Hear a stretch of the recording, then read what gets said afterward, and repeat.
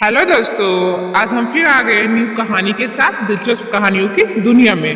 Video पसंद आएगा तो प्लीज लाइक एंड सब्सक्राइब कर लीजिएगा।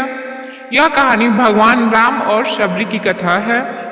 त्रेता युग के समय में जब भगवान राम अपने 14 वर्ष के वनवास के दौरान जंगलों में विचरण कर रहे थे, उन्होंने अनेक ऋषि मुनियों और भक्तों से भेंट की। उनमें से एक ऐसे भक्त थी जिनकी भक्ति संपन्न और प्रतीक्षा ने भगवान राम को भी चकित कर दिया। यह भक्त थी सबरी।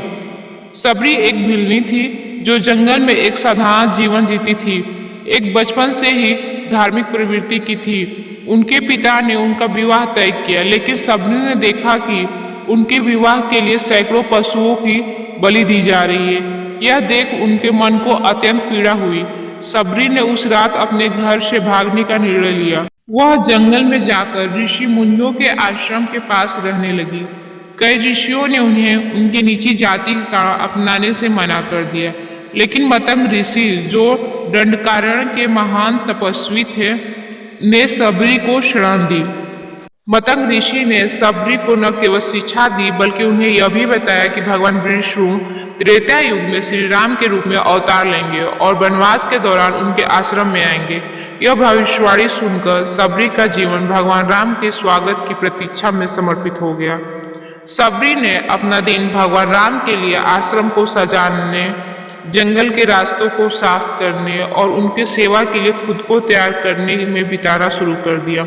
उन्होंने हर दिन ताजे बेर इकट्ठे किए और उन्होंने चखकर उन्हें सुनिश्चित किया कि ये मीठे हों।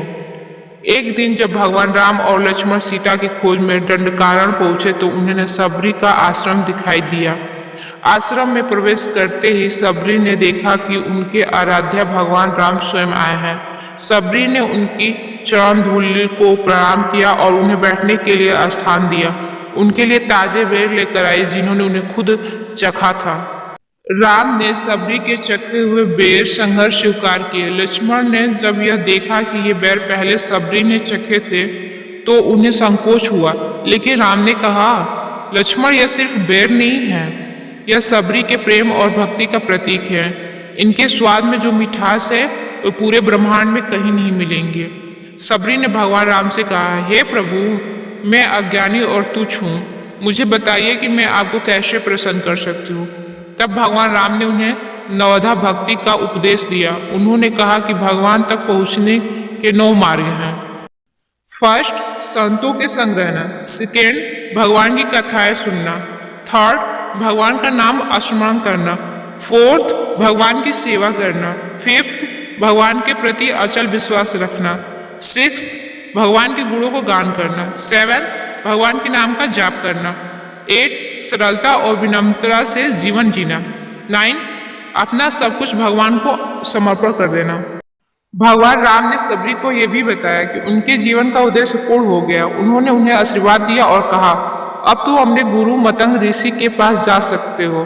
तुम्हारी भक्ति ने मुझे छू लिया है और तुम अपने जीवन का अंतिम पड़ाव में परम धाम जाओगी। सबरी ने भगवान राम को प्रणाम किया और उनके हृदय आभार और आनंद से भर गया। कुछ समय बाद उन्होंने ध्यान में लीन होकर अपना शरीर त्याग दिया और मोक्ष प्राप्त किया। सबरी की कथा यह सिखाती है कि सच्ची भक्ति जाति, धर्म, सामाजिक स्थिति का ज्ञान पर निर्भर नहीं करती है। भगवान को केवल अपने भक्त का सच्चा प्रेम और समर्पण चाहिए।